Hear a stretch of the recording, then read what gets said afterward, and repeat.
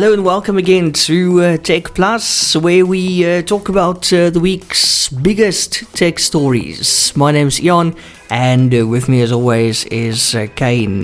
Kaine, how's it going, man? Are you well? I'm doing well. It's a new week, new tech. Yes, and how was your week? Great, there's no load shedding. Yes, like it, eh? 40-something days already, and I'm getting highly suspicious. Hey? Actually, Eskom made a statement the other day that it's got nothing to do with the elections. But Yeah. I definitely didn't expect I like to believe that. I didn't expect a statement to say that it has everything to do with the election, so that's non-surprising. Yeah. So we're back at it today. How's the weather treating you? Feeling the winter temperatures yet? Jeez, especially this morning, eh? The last 2 days, this morning, it was like crisp, eh? It's like, ooh. Yeah, and you can't get out of bed. Well, I can't when it's like that. It's so hard to get out of bed. It forces you awake later in the day. Yeah. I really feel like a lot of like kind of admiration for the people who are out of bed 5 in the morning and work 5:30. No, I don't know, you do it. And I just this week I started using blankets and long sleeves and stuff again. You know, when I arrived at the Johannesburg airport, well, I actually arrived in Johannesburg and then I stayed a night in Johannesburg and then I was flying out to George in the morning, and my flight was at 7 a.m. So I arrived at the airport 2 hours early. And you know, there's the fact that there's someone there who's checking you in, exactly, who's serving you coffee, that's flipping impressive to me. Like, if you're up there and you're out and it's winter and you like working at 6 a.m., 7 a.m., good on you, man. That's incredible. That's really hard work, and you should be proud of yourself for getting up every day and doing that, because some people just wouldn't be able to cope with that. Yeah, and I'm actually glad you bring this up, because then we think of people like the rescue workers in George at the moment trying to to save all the people from the rubble. And working through the night. They've got these huge spotlights there. But I mean, they obviously work in shifts as well. But I mean, it's a very hectic and delicate operation. Imagine working there through the night. It's ice cold. You've got people trapped there. You don't know if they're still alive. By now, let's be honest, they're probably no longer alive. So it's like a recovery process now. Highly stressful that event. Must be, I can't even imagine it, to be honest. No. You need counselling after that too. Yeah, all the rescuers and volunteers, let's just give them a nice shout out, because this is hectic. Nobody saw this coming. We most definitely didn't see a building collapse coming, especially not in our area. No. Very, very unlikely. And especially being brand new, you know. Everyone I've spoken to about it's like, this is the stuff you hear about in like movies. This doesn't feel real, you know. Yeah, even in that one in Los Angeles. Was it LA? No, it was not LA. Miami, sorry, in Florida. That building that collapsed there almost 3 years ago. I think June is 3 years. That apartment building, overnight, 12 stories, almost 100 people gone. That building was old, you know, like 40 years, badly maintained. But here we're talking about South Africa and a brand new building. You know, brand new 4-story building, and a series of unfortunate events. And truly. we obviously will have to wait some time for the investigations to happen. I see this week people also flew drones over that site to get nice footage for the news, maybe, or for social media. And the airport company of South Africa asked us and said that's a no-flying zone. You're not allowed to fly that drone over that rescue site. So whoever was flying that drone there without a license is probably going to get into trouble. Wow. Hard person to track down, you know. I mean, exactly. Yeah. Very hard to enforce as well. The other day I thought it was being attacked by bees, but it turned out it was a drone just above me. It was this very strange noise. All of a sudden I thought, oh Lord, I've come across a nest that's busy migrating nest. This is the end for me. Yeah, I don't want to go that way, to be honest. And it was just a drone. Man, it's actually crazy. What do you think a bird thinks of a drone?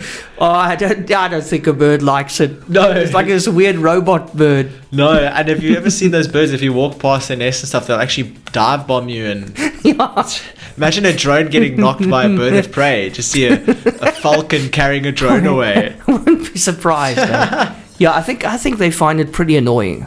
I don't think they like the noise it makes. Well, speaking of things that are annoying, we can all agree that traveling to home affairs can be pretty challenging, especially if you've got to get IDs and passports and... But have you seen they've started this new thing where you can actually do some of that at banks? Like there's actually banks out there, bank branches, not any branch, but specific branches are actually, you're able to go there, you're able to get smart IDs and passports, either it's renewing them or getting a new one. And one of the banks that are doing this is FNB. So apparently over 1.4 million smart ID cards and passport renewals have been carried out at e-Home Affairs enabled bank branches in South Africa since the Department of Home Affairs rolled out the service in 2016. It's crazy that the service was rolled out in 2016 because this is the first year I'm hearing about it. Yeah, I didn't know about it until you told me now. Was it not advertised at all? Maybe it was just branches that are remote, like to us, not available in our small little town. Where the congestion is greatest. But this is according to data shared from FNB, whose 7 supported branches accounted for the highest number of documents issued. By the end of March 2024, the bank's e-Home Affairs enabled branches had issued 220,664 smart ID cards and renewed 273,039 passports for a total tally of 493,703. That's really, really cool. And the bank said its branches currently complete around, this is actually quite a number if you think about it, 7,000 ID and passport applications a month. Wowie. That's a lot of that's a lot. That's a lot. I wonder how many the Home Affairs goes through. If that's just one of the bank branches in a region that supports it, it must be so many. I don't even think I would ever want the job of trying to give ID cards and passports and driver's licenses to every South African. I think I would unsubscribe from that newsletter for sure. Yeah. So the 9 e-Home Affairs supported branches of South Africa's biggest bank, Standard Bank, accounted for the second highest number with a total of 418,397 documents. ABSA and Nedbank, which have 6 supported branches each, have helped to facilitate the issuing of 231,797 and 225,580 documents respectively. Investec and Discovery Bank, here I'm thinking it's just a few banks, it seems like every bank provides the service. Investec and Discovery Bank, each with 1 e-Home Affairs branch, accounted for a further 27,041 and 19,354 documents respectively. Overall, renewed passports accounted for most of the documents issued with 750,000 odd, and IDs, smart IDs, accounted for 665,000 odd smart IDs. That is actually pretty impressive, hey? In total, obviously 1.4 million, FNB having the most, Standard Bank the second most, ABSA. I wonder if anybody here has a smart ID or a passport issued by a bank. I think it's a very clever service, and I think... We present a tech show, we don't have it. Don't have an ID?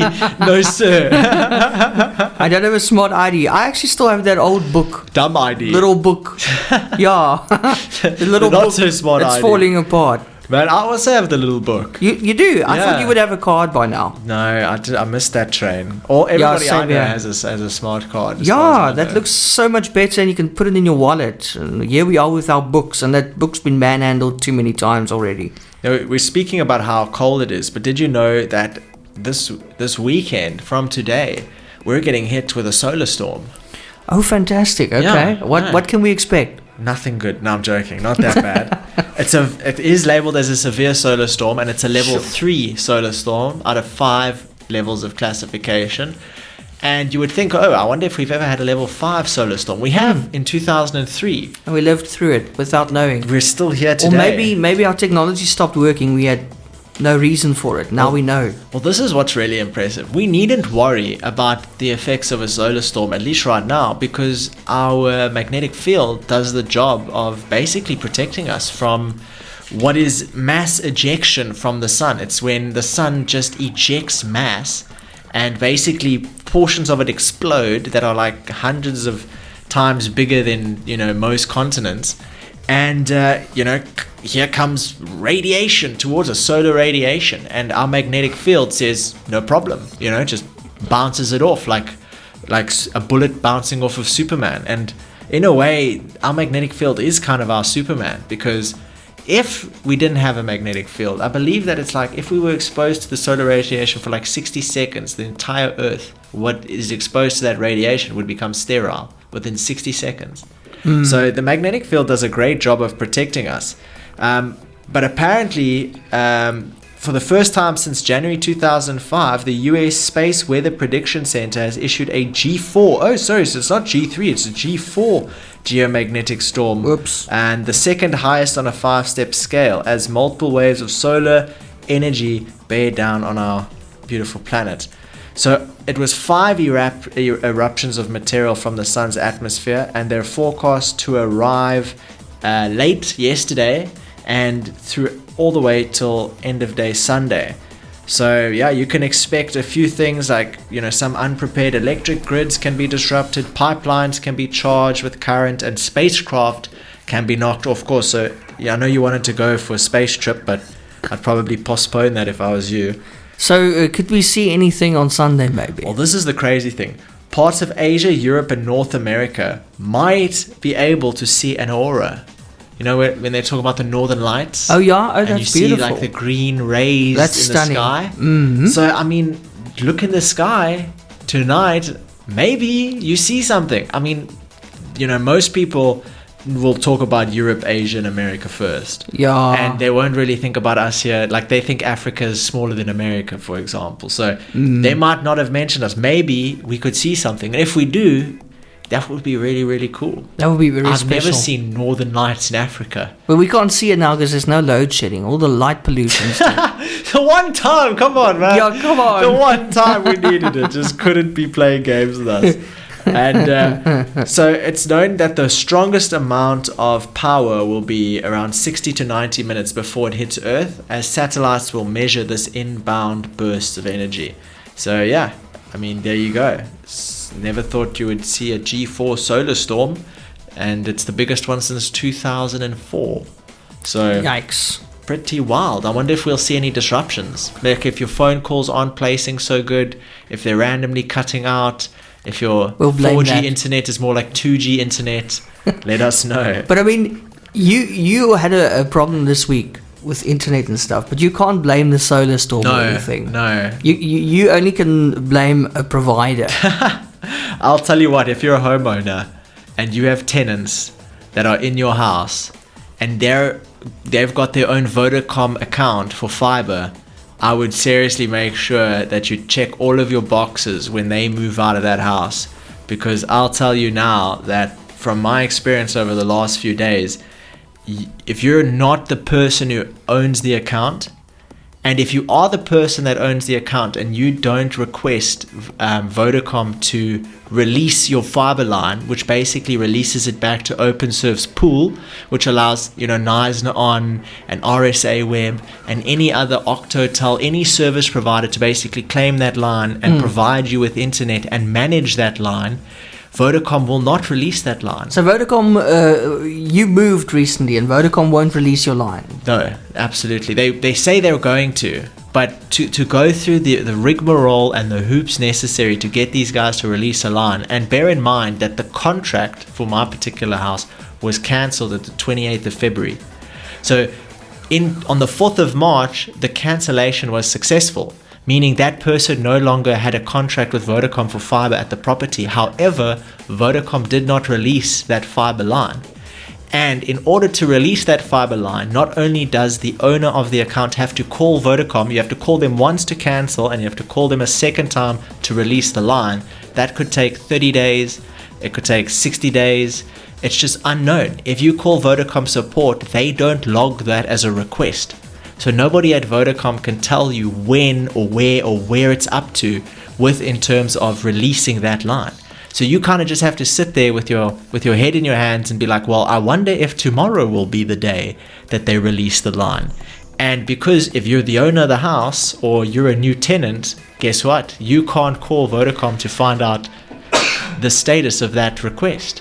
So at this point, I'm just sitting here like, I hope the leaders there at Vodacom do something, because I called on Monday and they said, look, we've issued the request. I called on Tuesday. They said, we have no history of the request. So I made another request. Oh, no. I called on Wednesday. No history of the request. So they issued a request. I called on Thursday. No history of the request. So I mean, like, at this point, I was like, you know what?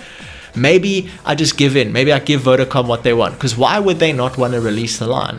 Yeah. If they don't want to release the line, it's so that you can come there and subscribe and get the services from them. But there's a catch. Because if you use Neisner On, if you use RSA Web, you can work month to month. But for Vodacom, if you want to utilize that infrastructure that they're holding onto, you need to sign a 24-month contract. Sure. And that so there's means, a plan there. That means you have to give them bank statements, proof of employment. Lord. You have to give them everything. And I was just like, you know what? Actually, I don't think I'm going to fall prey to this method of customer acquisition. Good. I'd rather just sit with no internet. Makes no sense, but shame. that's you my need stand. it. You need it. What are you using now at the moment? That's another thing. So I'm using an LTE router, which actually works perfectly fine. And but you want your fiber. Yeah, you do want fiber. But you know what I noticed, which is very interesting? The 5G network here in Iceland is not bad. I haven't used it yet. A 5G network here can net you up to 200, 300 megabyte per second download. Wow. Which is really fast. Is it quite stable as well? Well, no, with a grain of salt. But you're not going to have to worry about the stability of the LTE, because good luck finding a 5G LTE router. Yeah. Good luck to you, sir. The only way that you can find them, there's two that are sold in South Africa. One that doesn't require you to go through contracts and all this stuff. One of them is a Nokia router, which is about 5,000 Rand. Ish. But it's currently sold out on Takealot, so the only ones you can find are about 7,000 Rand. And then there's another router as well, which is like a MikroTik 5G router, which is about 7 or 8,000 Rand. So if you want fiber speeds from LTE, be prepared to dish out a fair amount of money. And if you want fiber, but your previous tenant or your previous tenant or the person that was at the house before you got there, if you're renting, was with Vodacom, good luck to you as well. I was wondering why you went grey overnight. Grey hairs. Yeah. Grey hairs. I can't believe it. I really don't agree with that method of. Yeah, but you don't deserve it. It's ridiculous. You can't be a company that's very easy to get started on and then incredibly difficult to get rid of. You know, that doesn't really make sense. But Vodacom's very difficult in any case because they don't even want to pay the please call me guy. No, they don't. They sort of forget that they didn't pay that guy for 5 years. Then he sued them, and then they continued to make money for like another 10 years, and then he carried on trying to sue them, and then eventually they got told by court that they have to pay billions, and all of a sudden confidential. Yeah. So now we know. Very stubborn. Everything. They really push it, eh? No. Jeez. Speaking of people that push it, do you remember Mirror Trading International, MTI? Sounds familiar. So they were a mega scam here in South Africa that unfortunately stole a lot of money from good people. And they kind of had a big Ponzi scheme, and there was a hacker group that hacked into the website and kind of found out all the scheming kind of things that they were doing and released it. And then the owner of MTI ran away to Brazil, and South Africa actually got an extradition kind of request through that was actually approved in April. But then the owner died of like an apparent death, and it was from a pulmonary thromboembolism, whatever that is. Whoa, what? But they don't know if they're going to get the body back. So basically, this is still ongoing. So right now, Mirror Trading International's late CEO Johan Steinberg was fighting extradition from Brazil before his apparent death. And the National Prosecuting Authority confirmed to my broadband that it transmitted an extradition request to Brazil, which Steinberg was opposing in court. Oh, yeah, so now I know what you're talking about. And it's so unfortunate because if you look at the value of the amount of money that was stolen, right? So even using the much lower Bitcoin price at the time of the scheme's collapse, around 500,000 Rand a Bitcoin, the estimated value of the lowest estimates value MTI at 14.7 billion Rand, which was stolen out of the pockets of South Africans. And the current Bitcoin price of 1.2 million Rand, this amount becomes 34.7 billion Rand. So acting judge in the Western Cape High Court, Alma de Wet, ruled last April that MTI was an unlawful scheme, calling it a pyramid and a Ponzi scheme. And so far, together with a My Broadband investigative journalist and community members, the group exposed the inner workings of MTI and hopefully those individuals will see some of their money back. But absolutely one of the biggest Ponzi schemes around the world, not just South Africa, actually the entire of Africa as well. And that's just crazy, eh? Welcome back to TechPlus, where we discuss the week's biggest tech stories with with myself, Eon. With yourself. Well, yourself as well. Yourself as well, and myself, and then Kaine as well. Kaine, what have you got for us next? Well, unlimited free delivery subscription service. Something you don't hear about pretty much ever in South Africa, but when I was in Dubai, this was like the norm. Any delivery service you signed up for, whether it was the Uber Eats equivalent Careem, or whether it was the alternatives like Deliveroo, they all offered you a subscription. And what the subscription gets you is just unlimited free deliveries.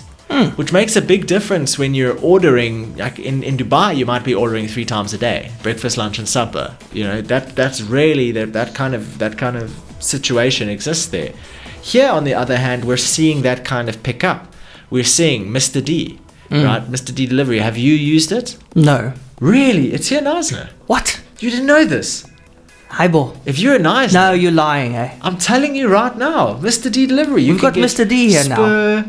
Taishan, Delivered to your house. Pizza Perfect, Delivered to your house. delivered to your house, Mug and Bean, KFC, Highball. all right from your phone. It's via Take-A-Lot's Okay, delivery I'm downloading it right now. Watch this Mr. D delivery advert here on eRadio. Not sponsored by Mr. D. Should be.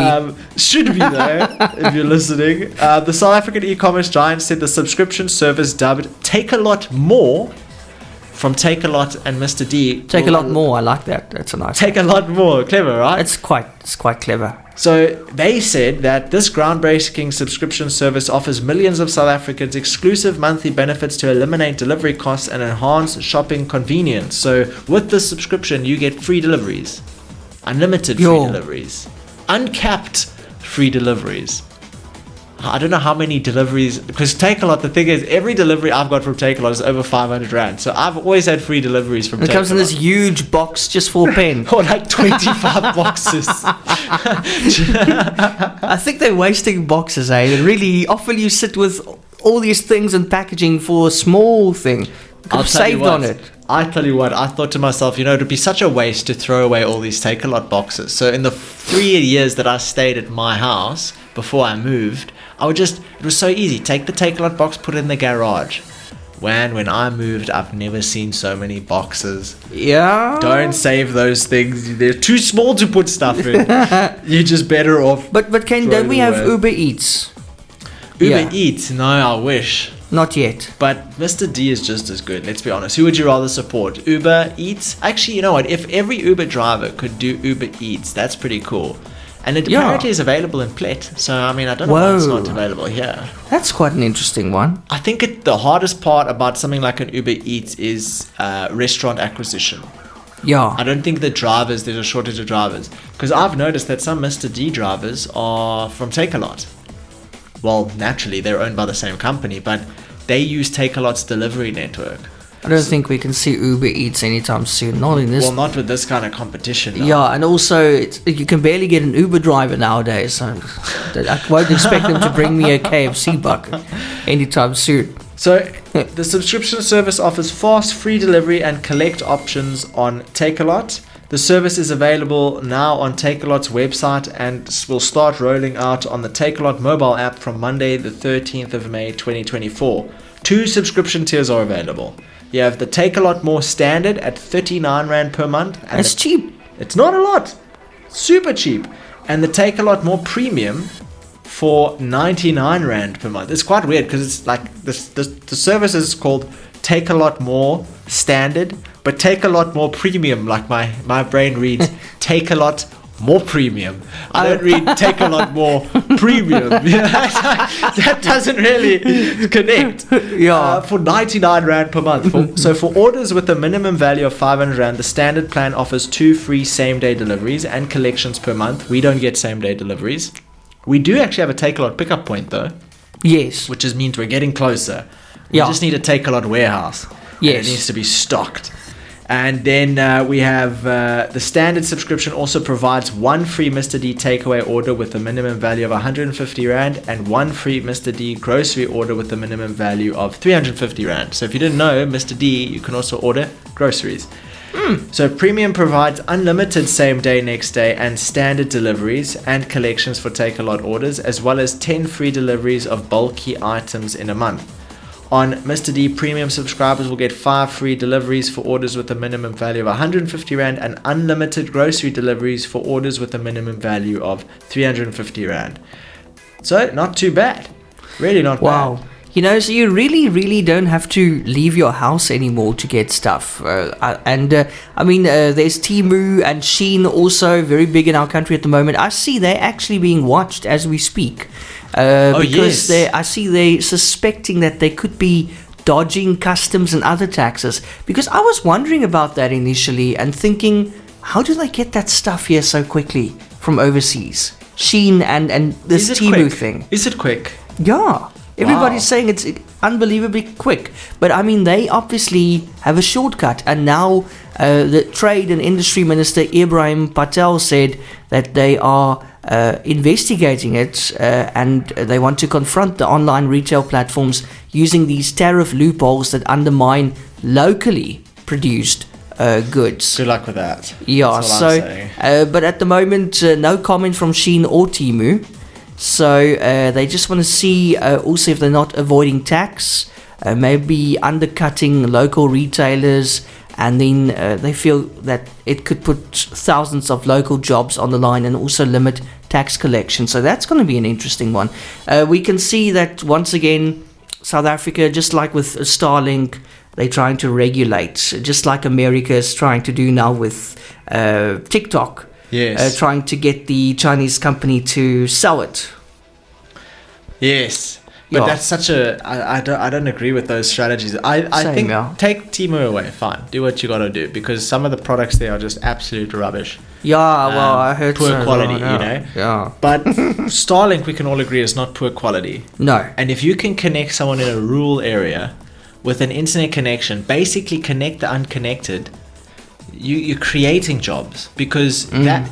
Let's look at it this way. If you have a rural township of 1,200 people, or even less, let's say 500, 600 people, why would Telkom or Vodacom or OpenServe install infrastructure in that area to serve 3 people with internet?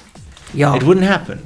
It's just a waste of money. Yeah. But with something like Starlink, you don't need to output that, because the cost of infrastructure is higher than that of your subscription by far. So your little contract for internet every month isn't even close. It'll probably take you 25 years of paying triple every single month to pay the amount of money it would require to install that infrastructure. But if you can connect a Starlink service in that same region and one guy can sell that service to 10 people, that means all you need is 50 people to buy a Starlink service to provide that entire area with internet. But mobile network technologies of today, like routers and things like that, can hold up to sometimes 100, 200 active connections. Oh, really? So it's more like, let's call it 100 active connections. One person, let's call it 50. One person can connect 50 people. Meaning if you can have 10 people with Starlink internet, you can connect 500 people to the internet. So that small region that is outside of the reach of our local service providers is now within the reach of those individuals connecting to the internet. So, and what are the odds that Starlink decides, okay, we're going to sell 30% of our company to previously underprivileged people? It's like, it's not going to happen. It's a dream. And then what other South African service is going to be able to put enough satellites into the air in geostationary orbit to provide the same service competitively without having the technology and the educational on-ramp? So my thing is, like, I agree with the policy, but I don't agree with restricting Starlink. Right now, only the most wealthiest of people are getting Starlink because that's the only way that they can access. They might be getting that service because they can afford to, and they're doing it via going through Malawi or Nigeria or Ghana, and they're using businesses to access that service. Rather, stop trying to defend undefendable services and open access it so that everybody can access it, and then regulate it from specific regions. Work with them. Right now they're just trying to take Starlink out completely, and they were supposed to start on May 1st, and it hasn't happened. People are still connected to their Starlink service. So I hope we can see a more priority being put on connecting the unconnected, because when you can connect the unconnected, you educate them, right? They have access to information. So the same people that can't afford to go to schooling, or can only walk to school, right, or can only go to schooling within walkable range, now have access to an unfettered amount of information and knowledge online. And the government was even going to do a thing where they gave every single person in South Africa 10 gigs of internet per month for free. But it hasn't happened. But Kaine, now when you mention this, I saw this week in the news, and I was wondering, what you would say about this. I see some of the smaller political parties are promising free Wi-Fi to communities, and the reason for that is education and for them to look for jobs online. Yeah. What do you say, about that? I totally agree with that. One of the biggest things that I was trying to speak about when I was going to conferences and events in Dubai was, and nobody really understands it until you go to these events in South Africa and Africa, is if you can give people a vehicle to access the internet, such as a smartphone, and you can give them an internet connection to freely access that, they have the ability to educate themselves. And when you consider somewhere like India, like every time you hear about cheap developers or cheap this or cheap that, it's sourced from India. And Africa has the full potential to become a significantly similar workforce, where you can provide these skills to the international world so that businesses can employ people and staff and education and have talent at their disposal for a fee that they can afford. And that's how people grow out of poverty. When China got out of poverty, I believe that they did something crazy. They started orchestrating news and information to say that eating all types of animals was okay, right? Yo. But then what was happening was people were able to grow any type of animal, and people were buying it for food, and it pulled them out of poverty. It's like one of the greatest feats of like Chinese times, is like how they climbed out of what was extreme poverty. And that was one of the ways that they did it. But here, if you can connect people to the internet and you can allow them to educate themselves, remember, some schools suck. Like in rural regions, there's just nobody, they're not paid enough, nobody cares about the classrooms fall classroom apart. Education. There's 700 kids and there's 700 kids and 7 educators. But the buildings literally fall apart as well. The buildings fall apart. Now look at something like ChatGPT that can provide one-on-one interactions with an individual and help them learn and speak to them and have all the time in the world for them. And what would take a human being 10 days to prepare, if preparing for 100 different people, takes a millisecond, and it's for free. It's totally, completely for free.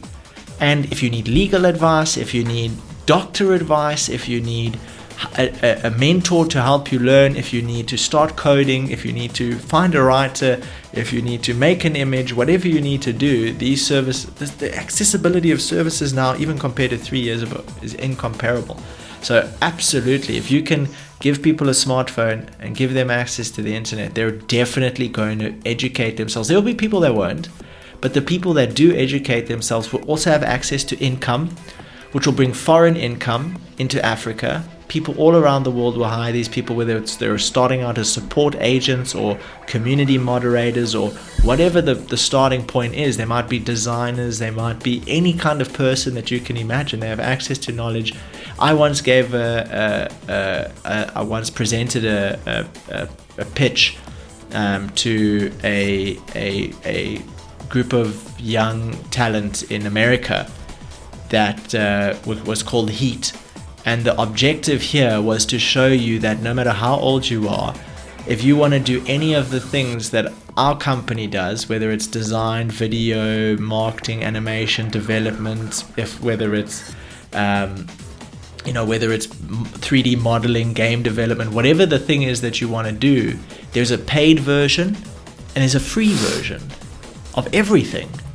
There's absolutely a free version of every single professional design software and software as a service utility. So as an individual, you don't have to have money to pay exorbitant subscriptions. You can use the free alternative of everything to do very similar kind of stuff. So absolutely, there's a massive opportunity for Africa to provide solutions to the rest of the world because they're connected and educated. And it's better than them trying to find work in a region that doesn't have it, or them having to travel hundreds of kilometers outside of somewhere that they're comfortable with. Like you have people in South Africa that work for a very low amount of money, right? Then they go to somewhere like Makulu, and it costs them 10% to deposit the money, and it costs their family 10% to retrieve the money. So everything that they work for, when they go send money back to their family, they lose 20% of it. That's horrible. Where if they could get connected, they could be with their family, they can earn foreign income, they could use something like crypto to access that money, and it could be instantly, and they don't lose 20%. Their family has 20% more money. I think that's worth it. I totally think that's worth it. At least it's a start. It's a start to challenging some of the biggest problems that we face today, which is unemployment. I just want to say, Kaine for president. No. Ramaphosa, your time's over. No, man. This young man. So here we have some really cool news as well. So here we have Neuralink's first implant in a human, right? Remember that? We heard about it, the first ever Neuralink implant. I heard that there's some problems. Well, apparently it started to detach from the patient's brain. That's not fun. So this is a coin-shaped chip which is embedded into the skull with threads that reach into the brain. And apparently a number of these threads slightly retracted from the brain. Ish. So was it painful? Because it really sounds painful. No, imagine feeling it. Here's a very interesting fact. The brain has no pain receptors at all. Oh. When you have open brain surgery, you can be awake. You don't feel anything. Oh, that's what. Oh, I saw that once, and that was quite disturbing. But you don't feel nothing. So your control room's got no feeling. Nothing. It feels nothing. Wow. But I don't know how true that is, because kind of people like fish don't feel anything. Yeah, but it's true. Like the brain itself, the receptors are elsewhere in the body. Hey, sending it to the brain, but it's not in the brain itself. Hey. Yeah, I read somewhere something very interesting that apparently, like when you have a headache, for example, there's your brain doesn't feel pain. But there's like a film of tissue that's kind of in between the skull and the brain, and 70% of headaches that are not like chronic are caused by that little film of tissue either being dehydrated or inflamed. Wow! So sometimes just water with a bit of salt I've noticed can reduce a headache. I've noticed a lot of people saying, just drink water. You may be just a bit dehydrated if you have a headache. Yes. But do you? How often do you get headaches? Not often. I have some friends that do get it a bit more often, and water doesn't seem to do the trick for them. But I must say, for me, if I have a really bad headache, I just stop what I'm doing and I drink some water with a bit of salt, and Bob's your uncle, I feel much better. I try and refrain from using any kind of over-the-counter medication to deal with headaches, unless, as I said, there's a difference between an average everyday headache and chronic migraines. That must be terrible. Because what if I told you here right now that I don't get headaches? Would you believe me? Ever? You don't even know what a headache looks like? No. Never. Come here, I'll just knock you on the head quick and I'll give you an idea. Maybe there's something disconnected in my brain that won't allow me to have headaches. Maybe you had a Neuralink chip and it's come a bit loose. But seriously, I think maybe my only time of memory of a headache was as a kid. I remember once I had a headache. But I never get headaches. If I get a headache, there's something really wrong. Really, eh? Even with stress, yes, my neck tenses up and all that stuff, but I don't get a headache, like a real headache. Not even like one of those where you feel it behind your eye? Oh, hell no. Never, ever? No, just sinus pain sometimes, but on my cheeks, but no.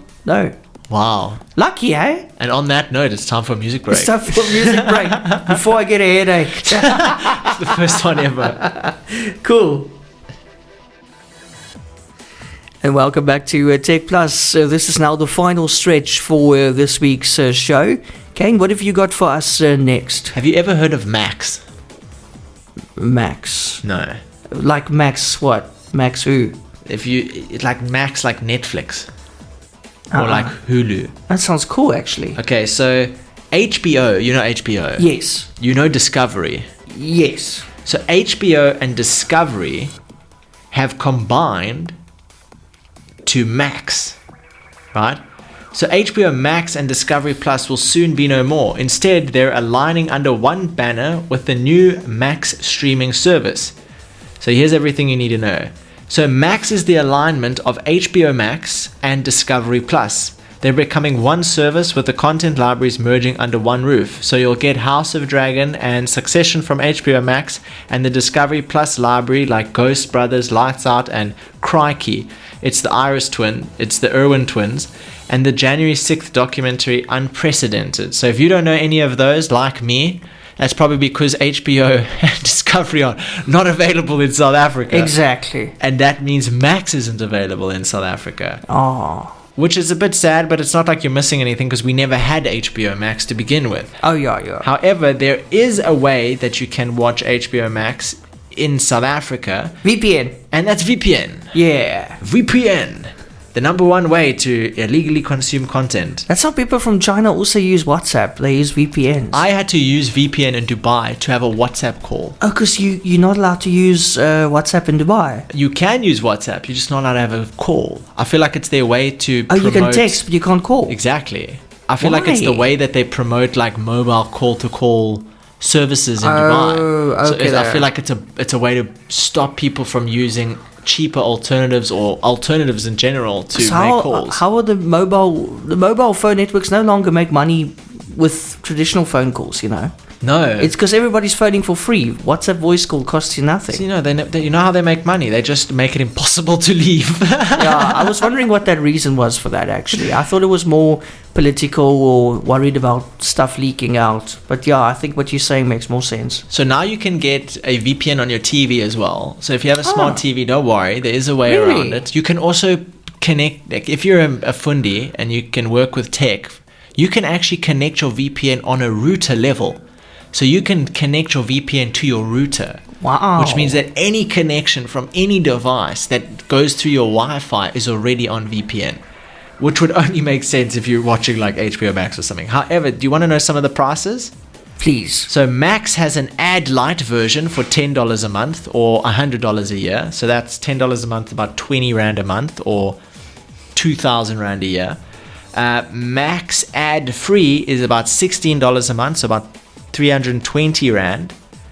Sorry, did I say 20 Rand? I meant to say $9.99 is actually 200 Rand a month. So for 200 Rand a month or 2,000 Rand a year, yeah, 20 Rand a month. Can you imagine? I would buy it now. Right now. Activate. Yeah. For Max ad free, so that's the non-ad version, you're going to pay $16 a month or about 320 Rand a month or about $150 a year, about 3,000 Rand a year. And Max Ultimate ad-free, you can't call yourself Max and have a tier called Ultimate. It's just Max Ultimate ad-free is 400 Rand a month or $20 a month or 4,000 Rand a year. And there you go. That's how you can watch Max. But did you know that they're not the only ones combining forces? Before I tell you the next one, listen to this. So Walmart shopper data, we don't know Walmart, but it's basically like the super spa of America. A super spa that sells technology. It's like I can't remember the name of the store in Dubai, but it was like Virgin. It's a Virgin store. Virgin Active, they have stores, and it's just like a crap load of tech. And Walmart shopper data will soon feed targeted ads on Disney Plus and Hulu. So Disney Plus and Hulu will now show you ads based on shopper data coming from Walmart, which means advertisers can now use Walmart shopper data to target Disney's streaming portfolio, which includes Disney Plus and Hulu. Adweek reports the news comes after the companies announced a partnership between Disney Advertising and Walmart Connect, the retailer's media business, on Wednesday. So I wonder how that affects South Africans. Imagine you see like a Walmart ad. You're like, I wonder how I get this service. And then next, a Disney, Hulu, and Max streaming bundle is on the way.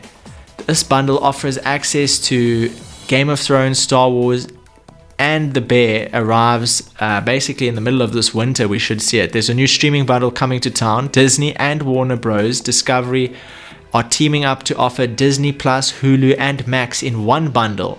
And this is probably the future of streaming services you're going to see, because that's the only way you can compete with Netflix.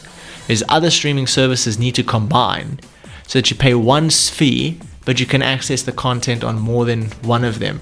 Because let's be honest, it's a flippin' difficult process managing. Were you going to swear? No, funny enough, I wasn't. But a flippin' difficult process managing all these different streaming subscriptions. I mean, we have, let's count them, just the ones in South Africa: Netflix, Disney Plus, Showmax. Oh yes. Apple TV. Yeah. Amazon Prime. 5. That's 5. It's hard, and they all go off every month. Different times. Just getting punched in the head 5 times. Dum, dum, dum, dum. So you thought you could eat this month. That's funny. It's hard to keep track of it. It is. And that's what they rely on. They're like, please forget about your subscription this month. Yeah, exactly. But I must say that the content is getting a bit better. But I feel like I always like stop watching, and then I kind of come back and I like see 1 or 2 things that are interesting. I think most people, you could, if you just by default had your streaming services off, and when you found something online that you wanted to watch that was with that streaming service, you activated it for 1 month, you would save a lot of money. I promise you would probably pay like 4 months worth of Netflix a year, maybe 2 months worth of Amazon Prime a year. You'd probably pay like 1 month a year of Apple TV, because there's never flipping anything on that show. Really? No. I think that but it's cheap as heck. It's like 100 rand a month. Not even. It's like way less. It's like 70 Netflix is 99. But I feel that Netflix really upped their game, eh? Are you also... I have that as well. Do you agree? Yeah. That Netflix upped their game now with content? Did you go back to Netflix now? Yeah. And Disney Plus? No. I cancelled Prime? Disney Plus. I still have Amazon. I share that with someone. Apple TV? No. Showmax? No. No. Just Netflix at the moment for me. Really? And Amazon that I share with someone. And what are you watching on Netflix? Netflix, the recent show that I recommended last week, Baby Reindeer, that everybody's talking about, that crazy woman. That's making its moves on the internet. It's freaking huge, eh? And Amazon is not really anything like just older shows like Hot in Cleveland and that kind of stuff. Just when you don't have something to watch, like 2.5 Men. Just old favorites. Speaking of Apple TV, did you hear about the Apple ad? People are losing their mind over this ad. I'm personally not too fazed about it. What happened? This just shows you how careful you have to be. So, Apple made an ad where they were showing off their new iPad, the thinnest iPad they've ever made, and it is really thin. It's like unbelievably thin. Phones are thicker than this iPad. Yo. And this thing is like, it doesn't really make sense. The size of the device matched with the thinness of the screen just like are not making sense. But they made an ad which was like, creativity is in our DNA at Apple. And they had a giant, like, instead of a 2-ton press, like a 200-ton press. And this thing was pressing down on a bunch of items. Like, this thing is big. This thing is like the size of a bedroom, right? This 2-ton press. And inside of this 2-ton press was piano, guitar, like TVs, violins, like we're talking like musical instruments, like most things that have creativity assigned to them, like people use to be creative, like a piano, like a guitar. And it was a lot of stuff that was piled up onto this platform. And I'm even going to go there and see if I can see exactly what items they were. It was like that stuff people use to paint figurines. There was lights, there was vinyls, there was cameras, there was torches, there were old TVs, there were cans of paint, there were lenses, and there were books, And basically this 2-ton press was just pressing down on all these things. And as it pressed down on all these things, the piano exploded and the guitar exploded and, you know, the lights exploded and the lenses shattered. And it's like just slowly but surely pressing down on all of this gear, all of this creative gear. And they had like spray cans of paint and like containers of paint like that you would paint a wall with. And those were exploding and just a whole bunch was going on. And it basically completely flattens out. So it flattens everything. Whoa. And then it lifts up and now there's nothing left. There's just an iPad. Wow, that's actually brilliant. And I was like, that's so cool. That's so... I have to go and watch it right now after the show. And people said that it is a totally offensive thing because it's... Hugh Grant called it a destruction of human experience. and it's art. Handmaid's Tale director Reed Manero told Apple's CEO Tim Cook to read the room in a post on X.